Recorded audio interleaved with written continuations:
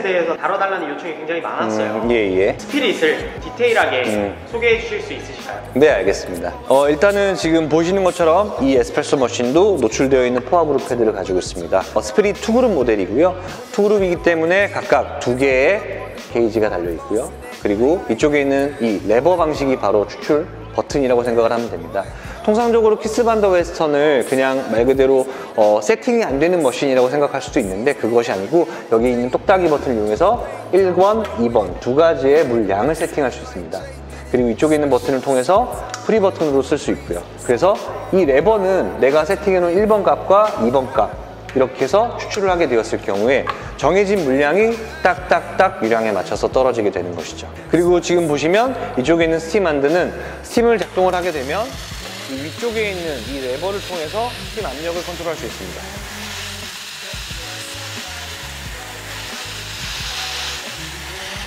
그리고 여기 있는 잔 받침의 높이도 본인이 원하는 만큼의 높이를 설정할 수 있습니다. 업다운이 가능하고 쉬운 키 조작을 통해서 바리스타가 필요한 온도를 세팅할 수 있겠죠. 온도를 94.5도, 94.6도 서로 다른 온도로 세팅도 가능한 독립 보일러 시스템이고 가운데는 스팀 보일러의 온도를 세팅할 수 있습니다.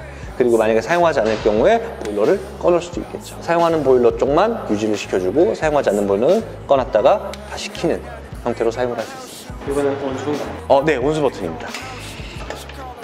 그리고 위쪽에 직관적으로 바리스타가 추출할 때 추출되는 시간을 확인할 수 있죠. 그리고 가장 큰 특징이라고 보면 바디가 상당히 슬림하고 낮습니다. 이러한 형태를 채택하게 된 디자인적인 부분도 분명한 이유가 있는데 낮은 슬림한 형태에서 바리스타와 손님의 커뮤니케이션을 좀 더 강조할 수 있는 부분이라고 볼 수 있을 것 같고요. 그리고 무엇보다도 키스반더 웨스턴은 한 대를 한 명의 엔지니어가 담당해서 만들게 됩니다.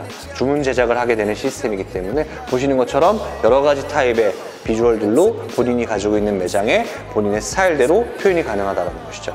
지금 보이시는 이 뒤에 있는 이 조명을 통해서도 바리스타나 혹은 매장에서 손님에게 웰컴 기능을 할 수 있는 자기만의 아이덴티티를 보여줄 수 있는 형태로 커스텀이 가능하겠죠. 이거는 이제 온오프 버튼입니다. 보시면 1단계가 노 히트, 물만 들어오게 되는 것이고요. 2단계 온을 했을 때 히팅이 되면서 보일러가 가동을 하게 되겠죠. 하이엔드 에스프레소 머신이라고 한다면 갖추어야 할 필수 요소들이 몇 가지가 떠오르죠. 어려운 용어들로 하이엔드급 머신을 정의하기보다는 의외로 하이엔드급 머신이 보여줘야 하는 퍼포먼스는 단순할 수도 있습니다. 일단 첫 번째는 얼마나 안정적으로 추출할 것인가. 기본적으로 커피를 안정적으로 추출하기 위해선 온도의 유지가 일단 중요하겠죠. 그래서 키스반더 웨스턴사의 스피릿 같은 경우엔 차가운 물이 커피 보일러로 공급이 되는 것이 아니라 프리팅 시스템을 통해서 한번 75에서 85도씨까지 데워진 물이 커피 보일러로 공급이 됩니다. 그러면 찬물이 유입됐을 때 온도 편차와 한 번은 데워진 물이 커피 보일러에 투입이 되었을 때 온도 편차가 적게 되겠죠. 그래서 연속을 했을 때 훨씬 더 일정한 온도를 뽑아낼 수 있는 균일성까지 이어지게 됩니다. 두 번째, 포화그룹 패드입니다. 통상적으로 포화그룹 패드를 사용하고 있는 에스프레소 머신이 많이 있습니다. 하이엔드급 에스프레소 머신에서도 많이 사용을 하고 있는데 키스반더 웨스턴사의 포화그룹 패드와 다른 에스프레소사의 포화그룹 패드의 가장 큰 차이는 바로 이 넥 부분일 겁니다. 이 넥 부분이 지금 보시면 거의 수평으로 이루어져 있죠. 수평으로 이루어져 있는 것과 넥 부분이 이렇게 타선으로 위쪽으로 올라와 있는 형태와 가장 큰 차이는 바로 온도의 순환적인 측면이 훨씬 더 수평 형태의 포화그룹 패드가 용이하다는 프리팅 시스템과 이렇게 수평적인 포화그룹 패드의 넓혀진 넥 부분이 어떻게 역할을 하게 되냐면 에스프레소 머신에서 우리가 얘기하는 오프셋 값이라는 게 있습니다. 오프셋 값은 내가 이 보일러의 온도를 95도에 설정을 했으면 95도의 물이 추출되는 것이 아니라 결과적으로는 추출이 되면서 약간의 손실이 있겠죠.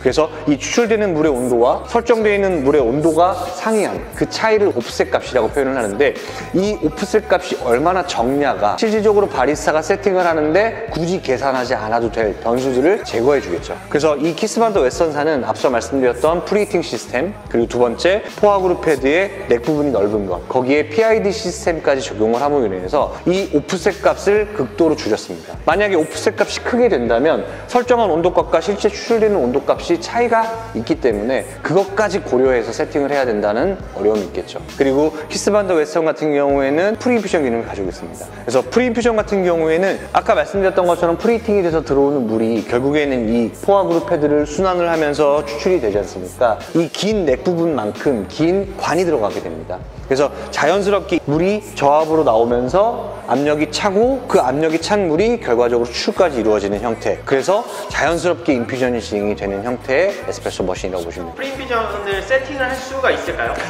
만약에 세팅을 하려면 여기에 아이드로라고 하는 별도의 PPIC 모듈을 달게 되면 그 인퓨전의 타임을 조절을 할 수 있습니다. 그리고 세 번째로는 균일성입니다. 얼마나 균일하게 추출할 것인가가 가장 중요한 측면인데 그 균일성적인 측면을 만들어주기 위해서 키스 반 더 웨스턴은 멀티 펌프를 사용하게 됩니다. 멀티 펌프라고 하는 건 지금 보시는 투그룹 기준으로 봤을 때 스팀 보일러용 펌프가 하나 있고요. 그리고 이쪽에 그룹 패드용 펌프가 하나 있고 이쪽에 그룹 패드용 펌프가 있는 겁니다. 밑에 잠깐 제가 열어서 보여드리면 투그룹 기준으로 3개의 모터가 달려있죠.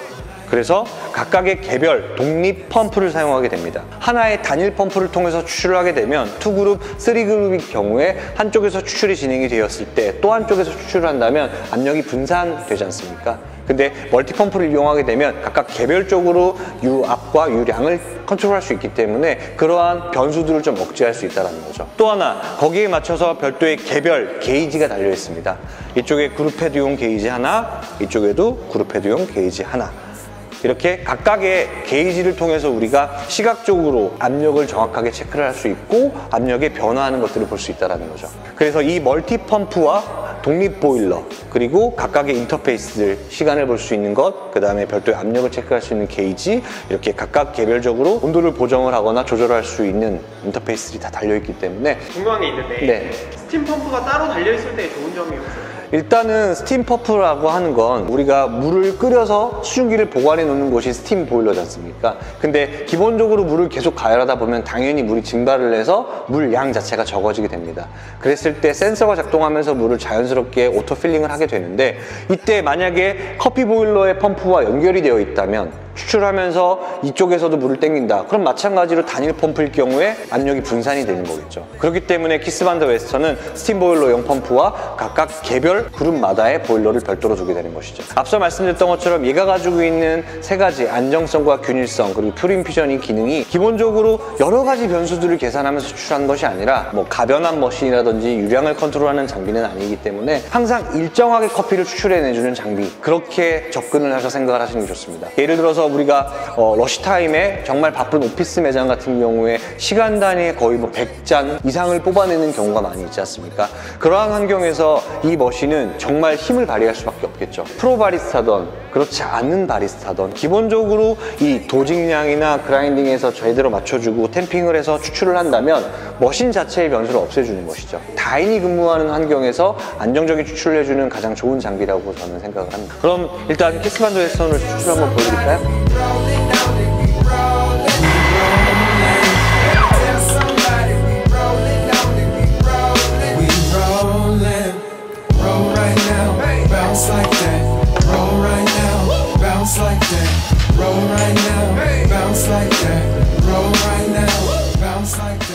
압력이 자연스럽게 상승을 하면서 자연스럽게 커피에 인퓨전을 주게 됩니다.